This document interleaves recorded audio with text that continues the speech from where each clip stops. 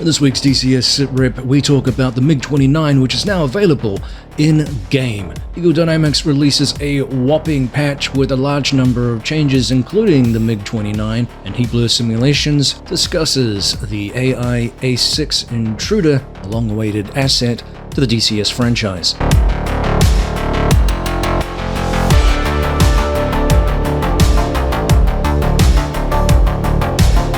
If you're looking to join thousands of others who are enjoying the PC VR journey in flight simulation or racing simulation, then look no further than the Pimax Crystal Lite, which is their entry-level VR headset with some of the best visuals in the business. Right now, the Pimax team is offering a limited time offer trade-in deal on your current headset so that you too can enjoy the clarity of glass-aspheric lenses providing ultra-sharp 2880 by 2880 resolution per eye. Not only that, but the team advised me recently that they have now expanded the trade-in option for the Crystal Super. This is the flagship headset supporting retina levels of clarity, and by taking advantage of this limited option trade-in deal, you'll get the Pimax DMAS headphones valued at $99 and prescription lenses powered by Hans VR up to $159.90. Now, the DMAS gift will officially end on September 14. However, all users who join the event during the campaign are guaranteed to get it. Don't forget to include Prickly Hedgehog 72 when submitting the upgrade form. This ensures you'll receive an extra gift. Now, with this trade-in deal and limited free shipping to the US, EU, UK, Australia, and Canada, it's never been easier to dive into the amazing experience that VR delivers thanks to Pimax. Check out the link in the description below for more information so that you can start your own immersive experience in VR with Pimax.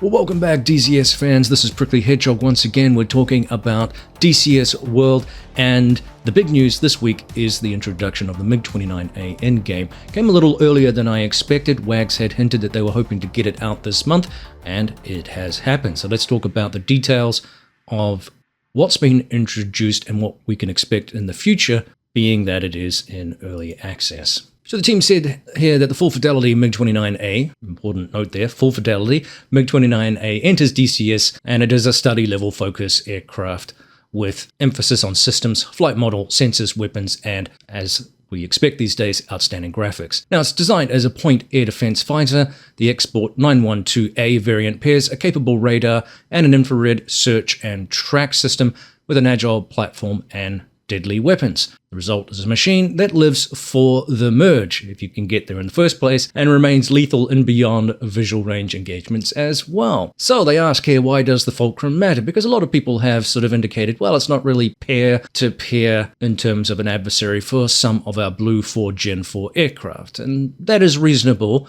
but in reality, when you're asking for realism, there is no such thing as parity between a lot of the aircraft in-game. And even if you do have a similar vintage aircraft, pilots generally are aware of the limitations of their aircraft, and there's a lot of good videos out there with UK pilots discussing their aircraft going up against things like F-14s, F-16s, so on and so forth. And so they would use different tactics to overcome some of the limitations that they had with not being necessarily a dogfighter. So the MiG-29A, according to ED here, says, is a cornerstone of many Cold War and post-Cold War air forces. In capable hands, the Fulcrum can be a deadly opponent, even to other modern 4th Gen fighters. So it comes down to tactics, a little bit of luck probably, and the right conditions. Now, upon the fall of the Iron Curtain and exposure of Western fighter pilots to the Fulcrum, it was soon discovered that it was a powerful opponent, and it could be particularly deadly with the R-73 Archer missile, along with the helmet-mounted sight combination. The Fulcrum will provide in DCS a particularly deadly adversary in the Cold War scenarios that you want to create, just employing semi-active radar, homing missiles, and of course infrared guided missiles. Now, the aircraft is operated by Russia, Poland, Bulgaria, former East Germany, and Germany, later transferred to Poland, Czechoslovakia, the Czech Republic, Slovakia, Hungary, Romania, Moldova, the former Yugoslavia, Serbia, Montenegro nations, India, Bangladesh, which had the Export 9.12B variants, Uzbekistan, Turkmenistan, Mongolia, North Korea, Myanmar, Syria, Iran, Iraq, Algeria, Egypt, Sudan, Azerbaijan, Yemen, Eritrea, Cuba, and the United States actually acquired a small number for evaluation and adversarial purposes and training. Many of the liveries for these various nations are included in DCS. So what are the early access highlights? Well, they say here we're going to have a fully interactive cockpit built from 3D laser scans and photogrammetry with precise switchology and labeling, highly detailed external model, and pilot with helmet-mounted sight. In-depth system simulation including the SPO-15 LM Beuyser, a radar warning receiver, and of course flare chaff dispensers, fire control radar with both aerial search and track modes, the Earth system with laser rangefinder that supports close air combat modes and air-to-air and air-to-ground ranging. There is the helmet-mounted sight, or HMS, that can cue air-to-air missiles just by looking at the target. Air-to-air weapons include the R-27R, the R-27ER, the R-27T, the R-27ET, the R-73, the R-60, the R-60M, and the GSH-31 30mm cannon. Now, there is a ground attack mode available as well for unguided bombs, so we don't have laser-guided bombs or some of the other sophisticated stuff that you get with some of the other 4th-gen aircraft in the game. There are canisters and rockets, including pre-designate, non-pre-designate, and TOS deliveries. Navigation suite with point-to-point return, landing, and traffic re-entry modes. You can program up to 3 airfields, 3 waypoints, and 3 RSBN beacons with data transfer card support, something showcased by WAGS a few weeks ago. Now, gyro system with fast and long alignments, basic IFF modeling, and early access guide and interactive training missions. Cyrillic and English cockpit labels and avionic options. Units of measurement can be either metric or imperial to suit your flavor. Now, the first week MiG-29 patch swaps the cannon and missile trigger animations, corrects intake louver animations, adds an option lower resolution cockpit texture set, refines the chaff and flare sequencing, restores the controls indicated overlay, addresses repair behavior after belly landings, and provides, who's successfully done a belly landing here? It's pretty hard to do, and provides an English HUD and HDD option. A dedicated server IFF client issue is identified and queued for resolution. Known items in work include visual autopilot stick oscillations at low speed, landing and taxi light leakage, the brake chute visibility for other clients, the FCR launch inhibition without an LAQ, or launch authorization queue, ejection and muzzle flash visuals, the CAJ logic with jamming, an Imperial IAS indicator anomaly, and a large 3D detailing pass covering textures, stencils, bays, ERS dispensers, seat, levels of details, FLIR textures, additional national liveries, improved pylons, canopy reflections, and an enhanced pilot model. So what's coming with regards to improvements and updates? And I'm sure there'll be others besides as players get their hands on the aircraft and give feedback to Eagle Dynamics. Well, they say here at least what is planned: ground control intercept or GCI command systems, full IFF modeling and full flight manual, radar and ERST cooperative mode options, and Eagle Dynamics campaign, more missions and liveries. That is one area I felt was perhaps a little lacking in terms of the release. There's nothing wrong with the aircraft itself, but there wasn't a whole lot to do with it, and I was a little bit surprised there wasn't a few more things, and I think that may have been a mistake, but it's not breaking the module in any way, shape, or form. It just means that if you want to do some other things with it, you may have to create your own missions, but fortunately the community is really good at doing that, so it won't be long before missions and things like that pop up in the user files, so keep your eyes peeled on that. If you do have some mission plans, let us know in the comment section below. And lastly here, improved ejection seat with more detail and animations. So how can you fly this? How can you use it in anger? Well, it features a highly maneuverable lifting body, impressive nose authority, it is very twitchy I must say, and a high thrust-to-weight ratio that can maintain energy in a fight. Very important for those knife fight in a phone booth kind of situations. Now, combined with the HMS R-73 high off-bore sight capability, it will be a challenge to anyone, as I said, in the phone booth situation. The ERST stealthiness and immunity to jamming can also make it a deadly sniper. Leverage the return and landing modes to get home and land quickly, even to non-programmed airfields. This is in the landing mode. Master these strengths of the Fulcrum, and you'll see why the Fulcrum became an icon. So keep your eyes peeled. There will be more information coming out from WAGS, including videos on ground attack and defensive systems that are coming soon. and also more about the sensors in the air-to-air weapons that he released, I think, a couple of days ago, or I think it was the same day as the release of the aircraft too. So there's a lot more coming, which I'm excited about. Thus far, I've only had a very short period of time with it. I was a little bit busy this week, and then I ended up with some conflicts or something. Something happened to DCS. I wasn't able to get it running post the patch. I had some other stuff I was jigging with too in terms of settings, and that may have caused me some conflicts. So I'm trying to get the game up and running again. I've been a bit frustrated. So that has really hampered my ability to jump in the cockpit and get to grips with it. Early impressions, as I said before, it's very, very sensitive. I'm not sure if I'm going to have to do some dampening with my controls, but it's very, very twitchy. It is nice to fly, though. It is very analog, predictable for the most part. And yeah, it's going to be fun to fly. I successfully landed the first time and completely messed that up. So yeah, just more seat time, more practice, getting to grips with the idiosyncrasies of this particular airframe, which is very typical of any aircraft you get into. Obviously, the F-18, the F-16 are very easy to fly because of the digital control systems that they have. This is a little bit of a different aircraft. It's a pretty tiny cockpit too. It's pretty cramped in there, and you do feel a little bit more hamped in, certainly compared to the F-16, which has very, very good visibility. But yeah, it's really nicely done. I'm enjoying the experience of it, and it looks gorgeous, which is to be expected these days visually. And so, it's just going to be a matter of getting some seat time, learning some of the systems, learning how to use the weapons again. That helmet-mounted sight thing is going to be fun to play with. So there's a lot of potential and enjoyment. So I'm hoping to see these campaigns and more missions and things to just test with it. But we'll also see what the community comes up with, and whether or not some of our big campaign makers will also inject something into this. Might be a little bit early yet, but we'll see how things go. It's got a lot of promise. So stay tuned. Let me know what you think in the comments section below if you've had time with it and what you think.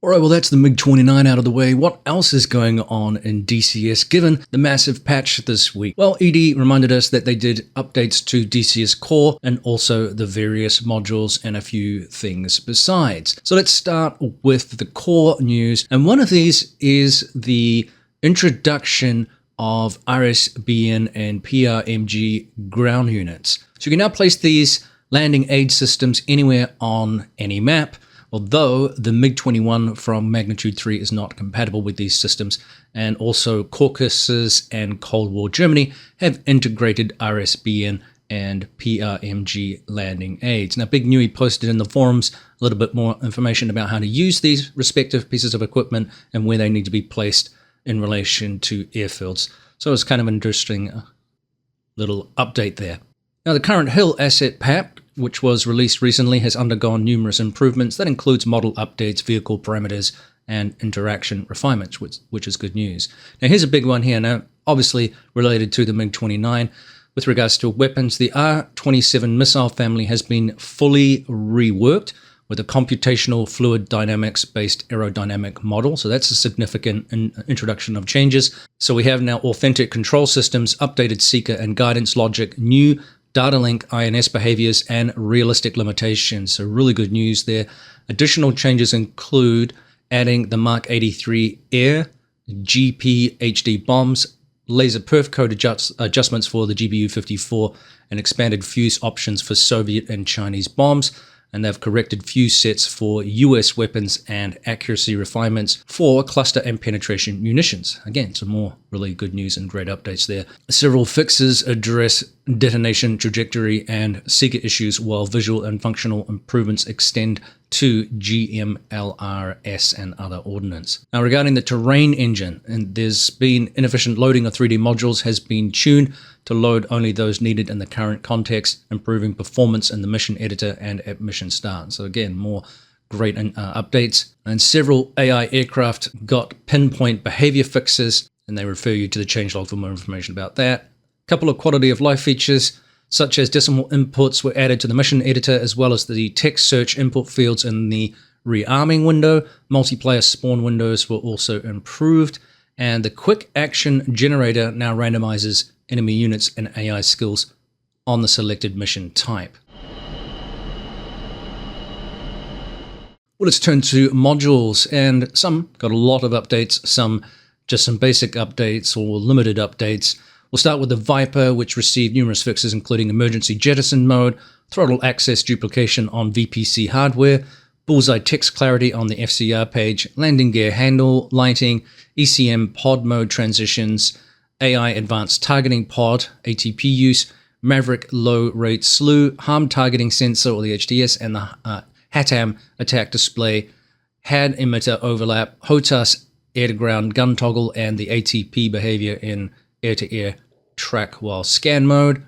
The F-18 also received several updates, including stabilization for multi-sensor integration in track while scan and range while search modes. They resolved the JDAM E-fuse options and countermeasure bypass counts, addressed the AIM-120C MSI desync and AI engagement reluctance, corrected seeker queues and range in BST and HACQ, repositioned closing velocity symbology, and cleaned up the L and S and DT2 when entering ACM mode. So the Apache received some pedal-induced yaw wobble reduction and SCAS tuning, and they also fixed a George AI search loop. There was an obstruction texture blocks from the gunner side view for the MI-24P, which has been corrected.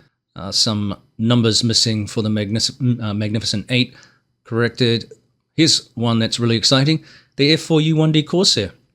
They added 3 Royal New Zealand Air Force liveries and adjusted flight and damage model behavior, gear spawn resilience, indicators, mirrors, and control inputs and engine sounds. The Kiowa received some nav data detaching corrections, perf calc button response, hog menu loops, DIR, WPT, carrot visibility, and a multiplayer CPG slot crash. The MiG-29, they reorganized the keyboard pages and added RSBN and ARC data for the Cold War Germany map. They've added some instant action missions for the Su-33 Flanker D for Flaming Eclipse 4, and Heatblur did a truck ton of changes and updates for the Viggen. So they've overhauled and enhanced many of the core and fundamental systems. The biggest highlights is the new electrical system, bringing a host of new warnings and failures, critical circuit breaker functionality, instrument fault indications, improved RAT and ACD failure modeling, and a lot more. They have also fixed the issue preventing the RB-24 and RB-74 missile lock-ons and sincerely apologize for the inconvenience. They've also done additional improvements to include an updated RWR and the database for it. They've restored the KB automatic mode, major fixes to the router display, and refinements to instrument cartridge and waypoint management, among many others. That change log is pretty extensive. Now lastly here, let's move to terrains, which also saw a lot of work. We'll start with Iraq, which Edie described grew substantially with new airfields at Al Qut, Mosul International, H2, H3 Southwest, H3 Main, H3 Northwest, and the H3 Highway Strip. Airfield scenes have improved signage, taxiways, and surfaces across major airfields. The road network has been expanded and surface textures are improved in the north and south. More lakes and rivers have been added. FLIR and radar visualization, can't say that. Radar visualization has been improved for multiple assets. Levels of detail and life settings have been tuned. Numerous unique landmarks have been added, including new stadiums, monuments, terminals, ATC towers, fire stations, and historic sites. Caucasus now includes, as said before, the RSBN and PRMG channels and frequencies at several bases. Texture resolution for ground and assets has been improved. Tree and forest draw distance has been extended. Corrupted scenery in multiple cities has been corrected, and object life and fire parameters have been tuned. It's a map that is a little lackluster, in my opinion. It's very dated now compared to some of the more modern maps. Although it is free, in fairness, but it does need an injection of, I don't know, updated 2.9 style features, if you like, especially when you compare it to Marianas. But certainly the pay for maps, and I get it, it's, as I said, it's a free map, but it just needs a little bit of love, I think. Regardless, moving on to Sinai by Onry Tech. This exits early access, believe it or not, and there's a large number of TACAN fixes. They've expanded parking for heavy aircraft, corrected markings at key airfields, improved the AI runway, course selection, deeper Alexandria sea depth for ship mooring, good news. Additional bases near Tabuk City texture cleanups, smoother transitions between urban and ground textures, new hangars at multiple Israeli air bases, and a VHF HI update at St. Catherine, alongside several new airfields and unique scenes in Egypt, Jordan, and Israel. One of my favorite maps, definitely a beautiful map and such an interesting part of the world. Moving on to South Atlantic. Now, here's something you will have noticed. This is by Spectre Studios. Previously, it was a Razbam-affiliated product, although separate from the drama associated with Razbam, and there seems to be a little bit more percolating through recently. We won't go into that, but regardless, Spectre Studios has been there from the beginning. They haven't been bought out or anything like that. Effectively, Spectre is the leader on this map.